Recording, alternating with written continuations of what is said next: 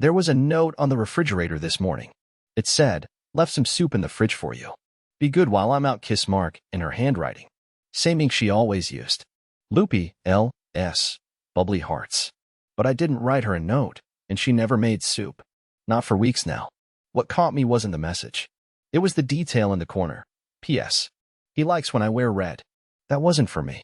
I stood there barefoot on the cold tile, staring at the stupid magnet that held the note up, the one we got in Maine with a cartoon lobster. For some reason, that made me nauseous. I pulled the note down with trembling fingers and flipped it over. Nothing on the back. I checked the soup. It was real. Still warm. In my favorite blue bowl. The one I broke last winter and glued back together when she wasn't home. It hit me then. This was for him. This was for someone else, and she left it in the wrong house.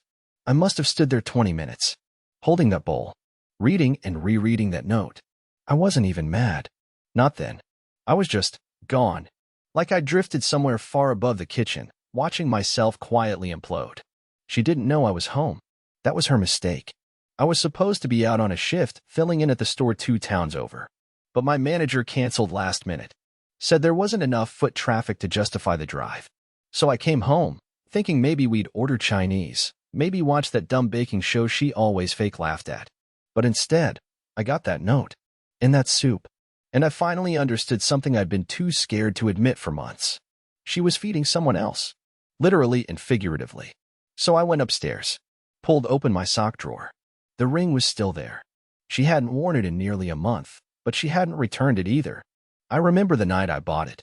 My hands had been shaking so badly I dropped my debit card twice at the counter. I actually apologized to the jeweler.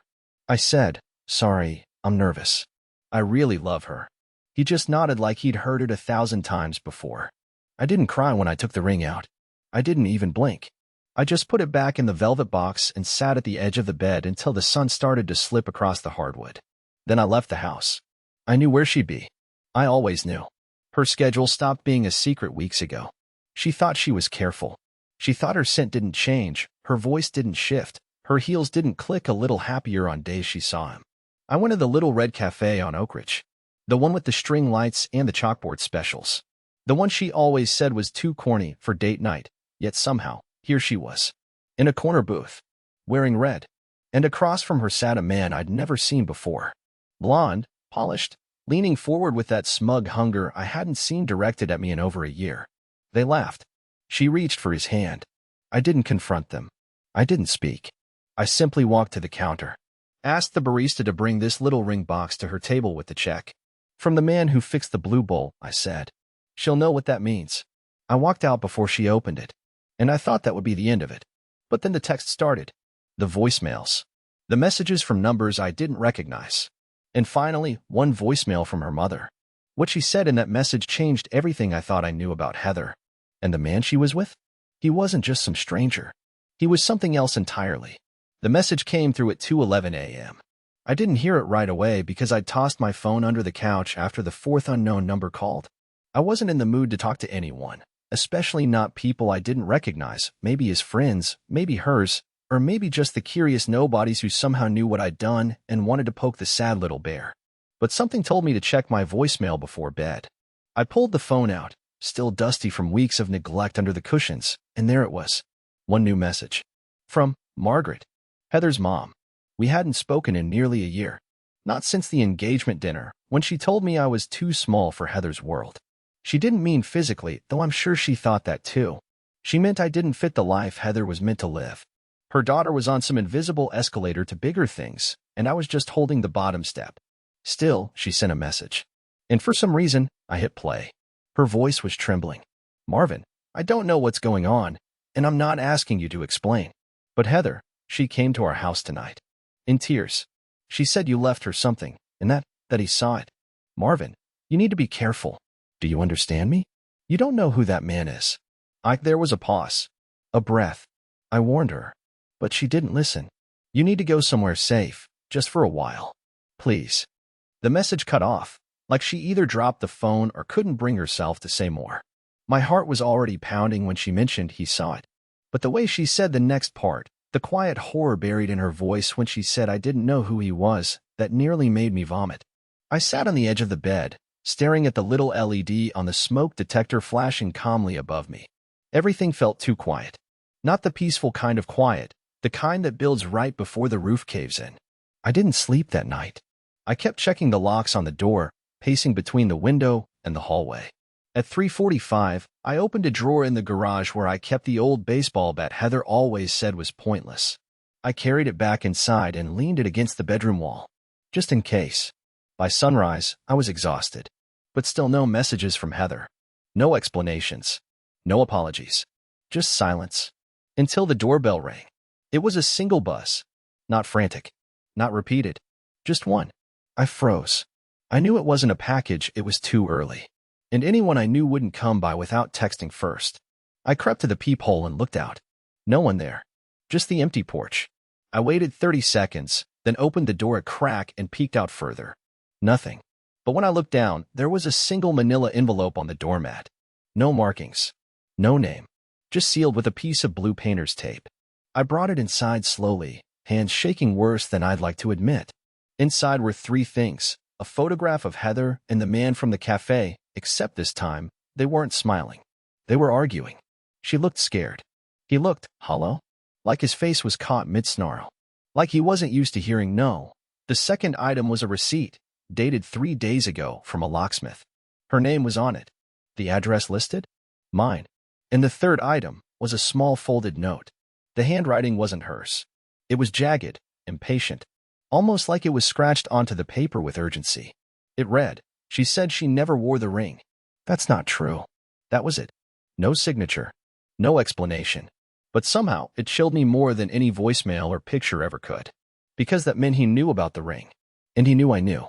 And now, I wasn't sure who was hunting who. I didn't move for an hour after reading that note. Just sat at the kitchen table with the envelope open, the bat leaning beside me like it could actually protect me from what was coming. The words, "She never wore the ring, that's not true," echoed so loudly in my head I swear I could hear them rattling through the walls. That sentence meant someone was watching us.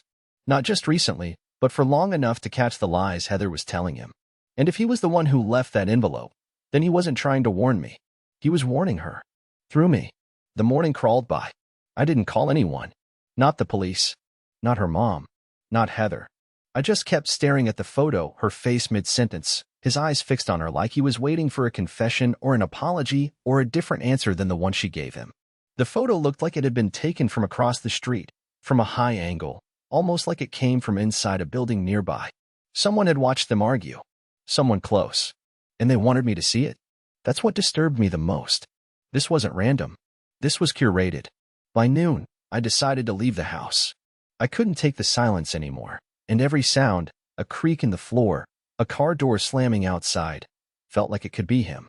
So I packed a small overnight bag, took the bat with me, and left without locking the front door.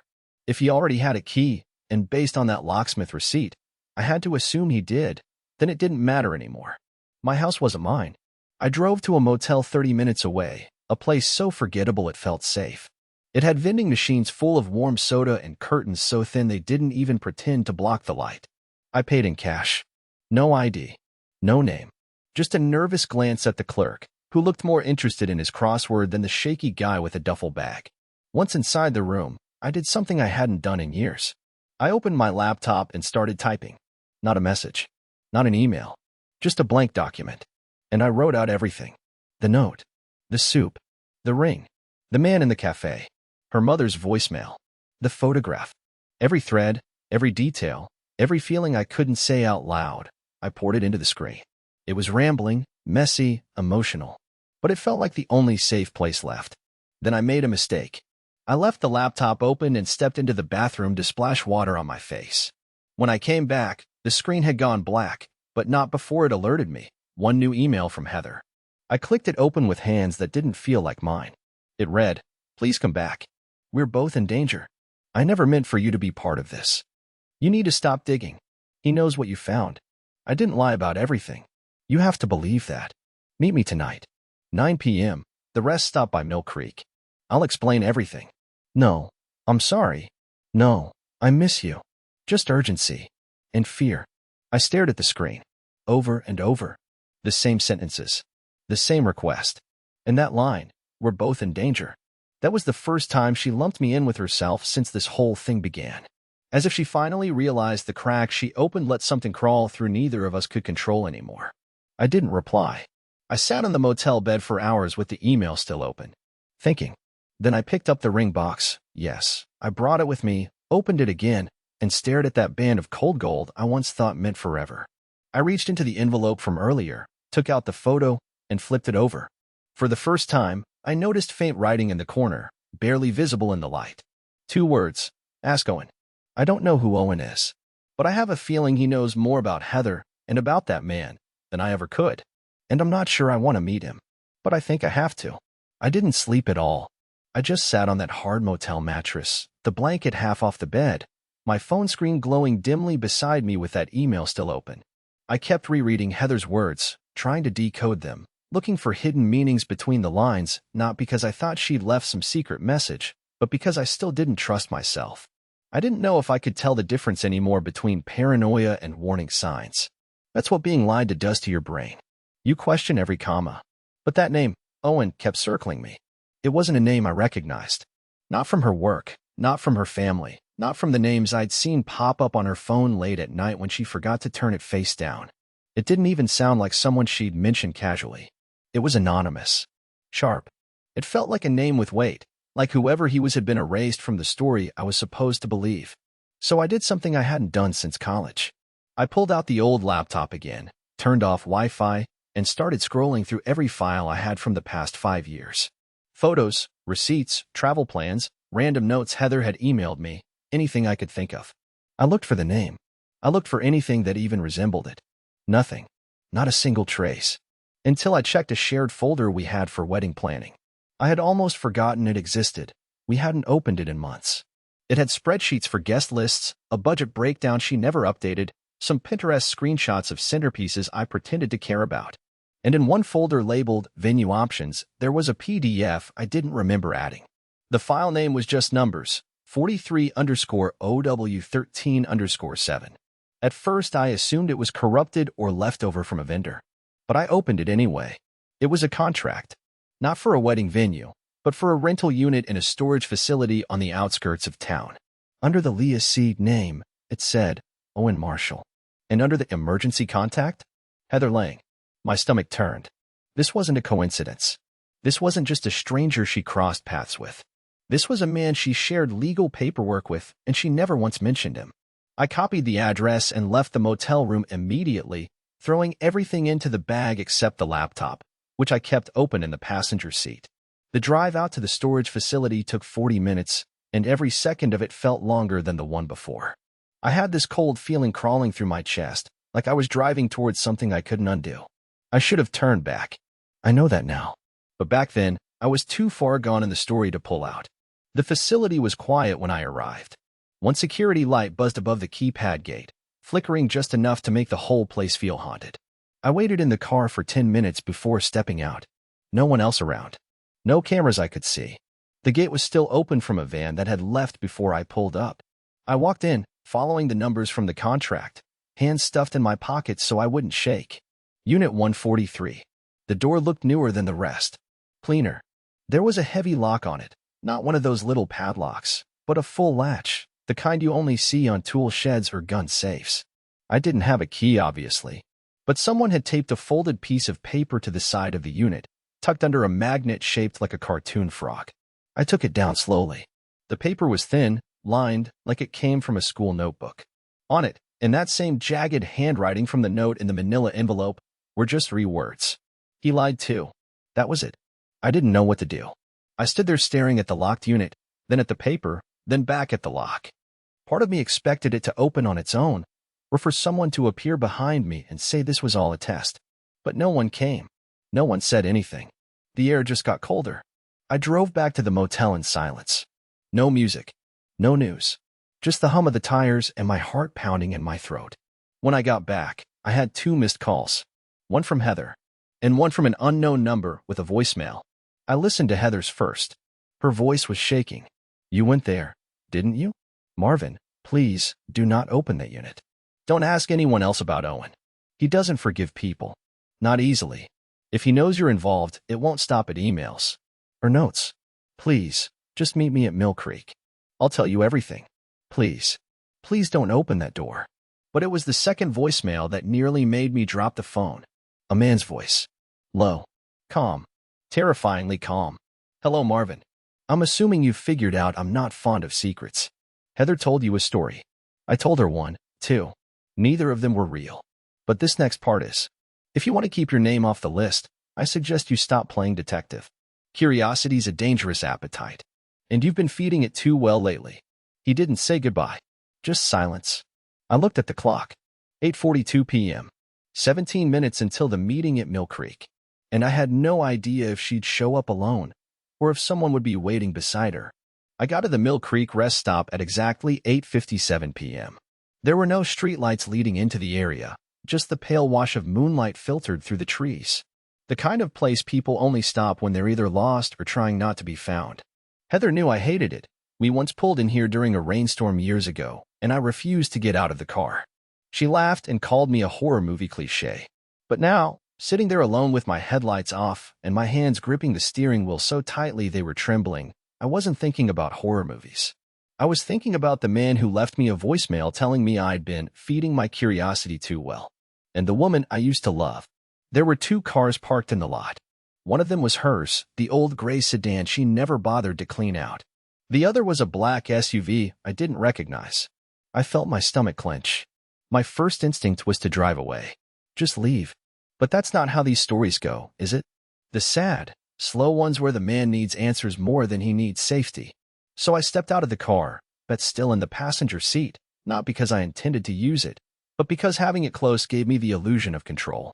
Heather stood near a bench under the twisted old willow tree, arms folded, wearing a denim jacket I didn't recognize. She looked up as I approached, and for a moment, just a moment, she smiled. Like we were just meeting for coffee. Like none of this had happened. Marvin, she whispered. You came. You lied, I said flatly, and my voice cracked halfway through. I didn't plan to cry. I didn't plan to break. But something about saying it out loud, finally confronting her, it collapsed something in me. She stepped closer. Her eyes were rimmed red, but not with fresh tears. She'd already cried before I got here. I know. I did.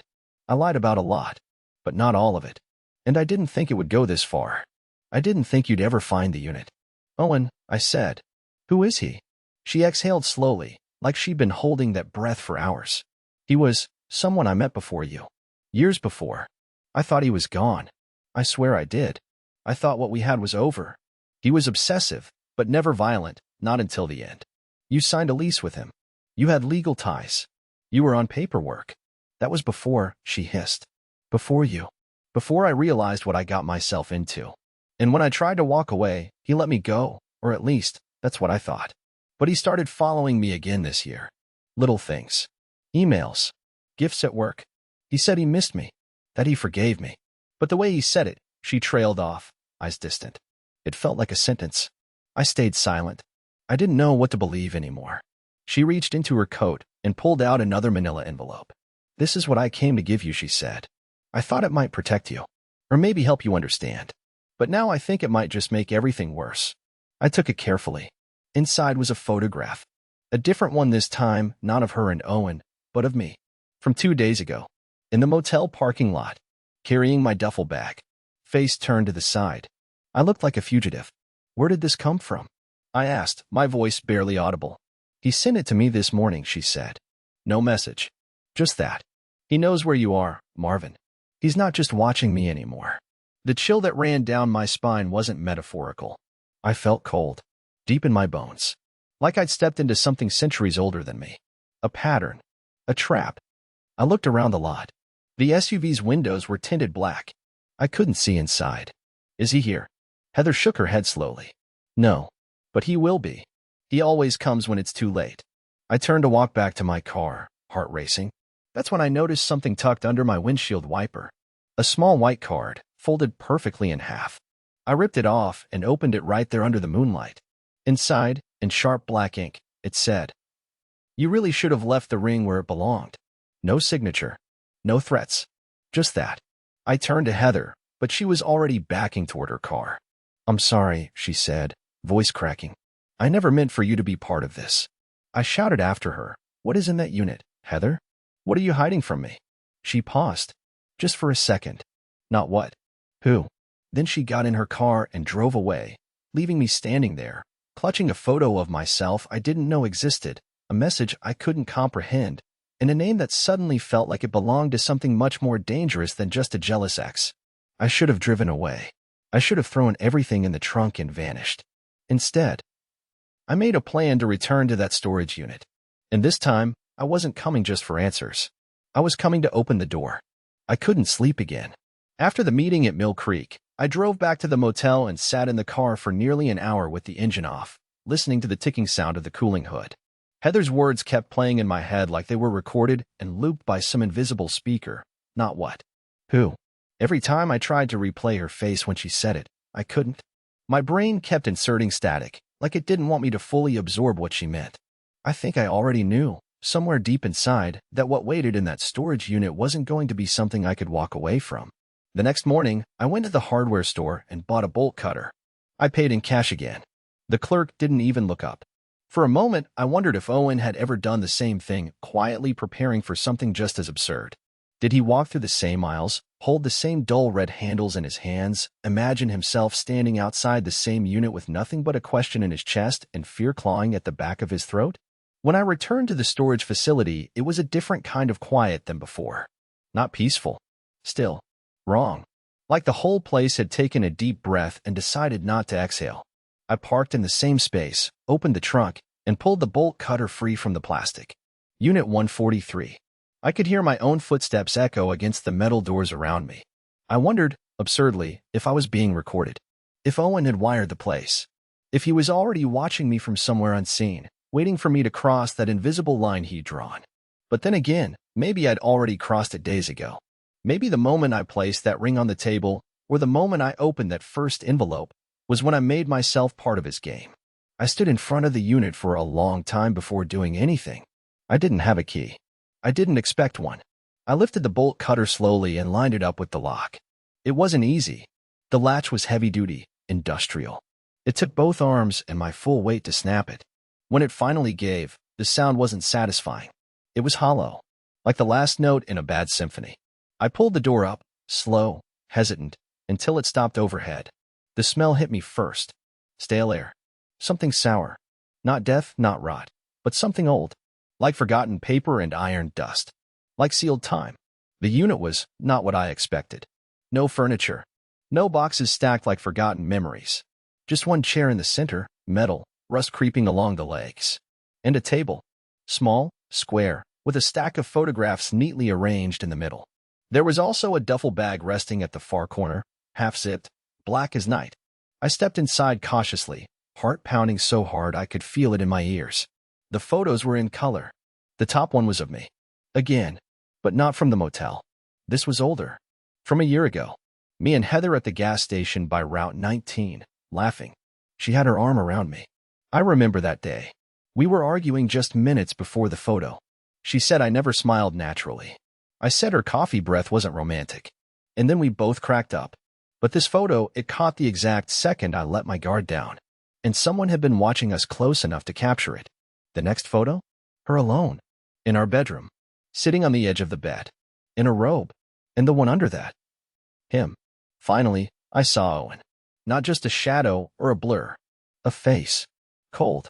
Thin. Clean-shaven with a scar along his jaw. Staring at the camera like he knew exactly who would be holding these images one day. The look on his face wasn't anger. It wasn't jealousy. It was ownership. He thought we belonged to him. I sat down hard in the chair, trembling. My knees weren't holding me up anymore. I flipped through the rest of the stack with shaking hands. Photo after photo after photo. Me. Her. The house. The ring. Even my workplace. My old apartment. Some of them dated before I even met Heather. Years before. That's when it hit me. This wasn't about her cheating. This had never been about the affair. This was something else. I wasn't just collateral. I was the target. I stumbled back and opened the duffel bag, not even sure why. Inside were more photos, this time in black and white. Heather in college. A man beside her, not Owen, someone else. Notes scribbled in ink on the backs. One read. Said he reminded her of the dentist. Another. Second week. She asked about the cameras. I dropped it all. I stepped away like the photos were hot, like they could burn me. That's when I heard it. A slow, deliberate knock. 1, then 2, then 3, coming from the other side of the metal wall, the wall of the unit directly behind mine. I froze. Not footsteps, not voices, just 3 knocks, spaced evenly, measured, and then a voice. Muffled, male, familiar. Marvin, it said softly. She's lying again. The voice that said my name didn't yell. It didn't plead. It just said it, calm and low, like we'd already been speaking for hours, and this was just a continuation. And the worst part? It was familiar. Not because I'd heard it before, but because it sounded exactly like a version of my own voice. Maybe older, maybe slower, maybe slightly twisted by something I couldn't name. But it wasn't Owen, and it wasn't Heather. It was something in between, someone who knew me in ways that didn't make sense. I took 1 step backward from the table of photographs, nearly tripping over the metal chair as it screeched along the concrete floor. I stared at the wall, waiting for more sound, more movement, anything. But it was silent again. The kind of silence that presses against your chest like water filling a room. I should have left right then. I should have turned, pulled the unit shut behind me, and run. But instead, I stepped forward, pressing my ear to the cold wall. Nothing. No voice. No breathing. Just the faint humming of the facility's exterior lights overhead. And then I noticed something strange. The wall in front of me, the one separating Unit 143 from whatever was on the other side, wasn't metal like the rest. At least not entirely. It had seams, yes, but no bolts.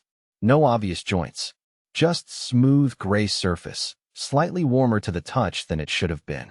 That's when I saw the small square panel in the lower corner. Almost invisible, barely the size of a light switch. No handle, no keypad, just a tiny black circle in the center, a camera, a sensor, a speaker. I leaned in closer, heart pounding so hard I could feel the blood thumping behind my eyes. And then it spoke again. She showed me the ring before she gave it back. Said she wanted to know what it looked like when someone meant it. I jerked back like I'd been slapped. My mind went wild, chasing every memory of Heather wearing the ring, spinning it on her finger, taking it off, and setting it next to the sink. But I never once heard her say anything like that. Never once saw her show it to anyone. She barely looked at it the last month we lived together. She didn't ask about the cut, the size, the cost. She just smiled when I gave it to her, kissed me on the cheek, and asked what kind of cake we should have at the wedding. I looked around the unit again, scanning the ceiling, the corners, the floor, trying to find where the voice was coming from, or where a speaker might be hidden. But the room was bare. Nothing but that chair, the table, the duffel bag, and the photos. I started to wonder if I was losing it. If the pressure of it all, the surveillance, the betrayal, the notes, the voicemail, had finally snapped something inside me. And then I did something stupid. I spoke back. "Who are you?" I asked, quietly at first. "What do you want from me?" There was a pause, long enough for me to regret saying anything. And then the voice replied, still muffled, still calm. "I want you to remember." I clenched my jaw. Remember what? Another pause. Then, the cabin. I blinked. It felt like getting hit in the face with a name you didn't know you forgot. My mind reeled, scrolling back through every place I'd lived, every place we'd visited, every story Heather told me. There had never been a cabin. Not between us. Not in conversation. Not in our history.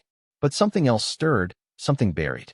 I stepped away from the wall, turned back to the table, and picked up the last photograph in the pile. It was darker than the others. Blurry. Taken at night. 2 shadows standing in the woods. One of them, taller, broader, had his back to the camera. The other? It was a woman, her face partially visible, and in her hand, a lantern. The background was dense with trees. In the far right corner, I could make out part of a roof. Wooden shingles. A slanted beam. A cabin. And suddenly, a memory cracked open like glass beneath a boot. A trip. Not with Heather. Before her. Years ago. A weekend away arranged by a friend I no longer spoke to. We were in the mountains. There was a thunderstorm. Someone got lost, or maybe just wandered off. I remember yelling their name into the trees. I remember a woman crying. I remember seeing something in the distance, or someone. But it didn't make sense. I hadn't thought about that weekend in over a decade. "Why are you doing this?" I said to the wall. No answer. "Who are you talking about?" Still silence. Then, barely audible, almost a whisper, the voice said, She never told you the cabin had cameras. I dropped the photo. My hands were shaking so badly I nearly knocked the entire table over. My breath was shallow, my head spinning. I left the unit then.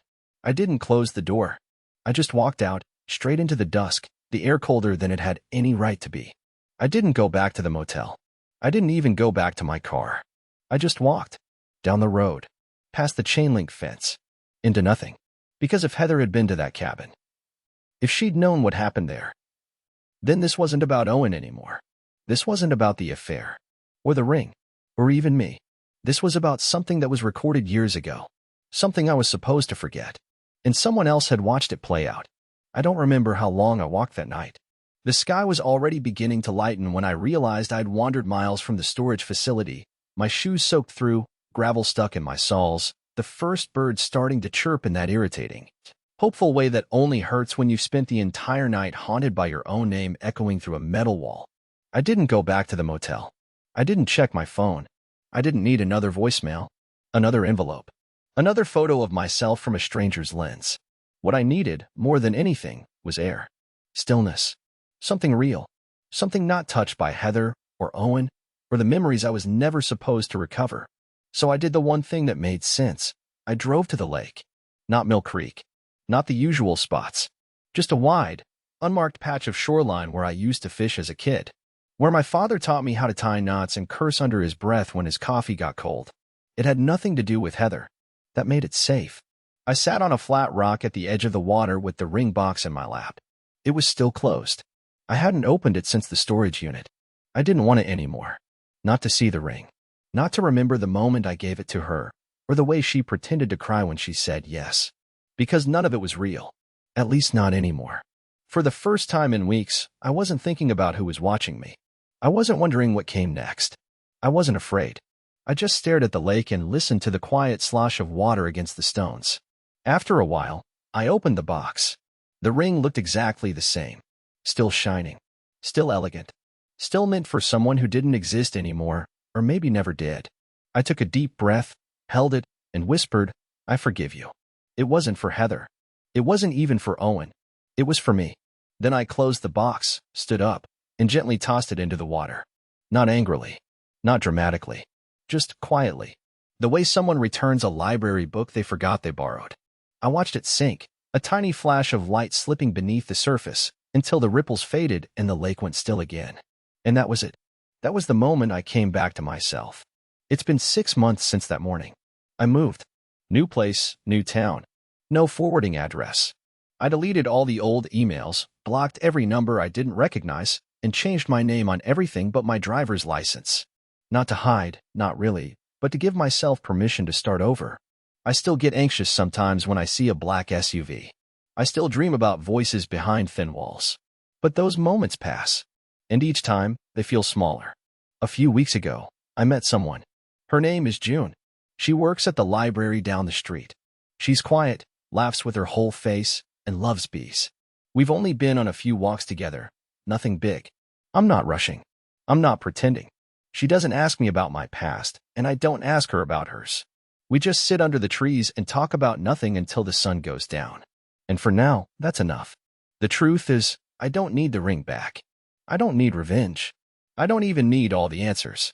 Because the moment I let go not of the object, but of the story I thought I was trapped inside, I made room for a new one. This time, no cameras. This time, no watchers. Just me. And a future that doesn't need anyone's permission but my own.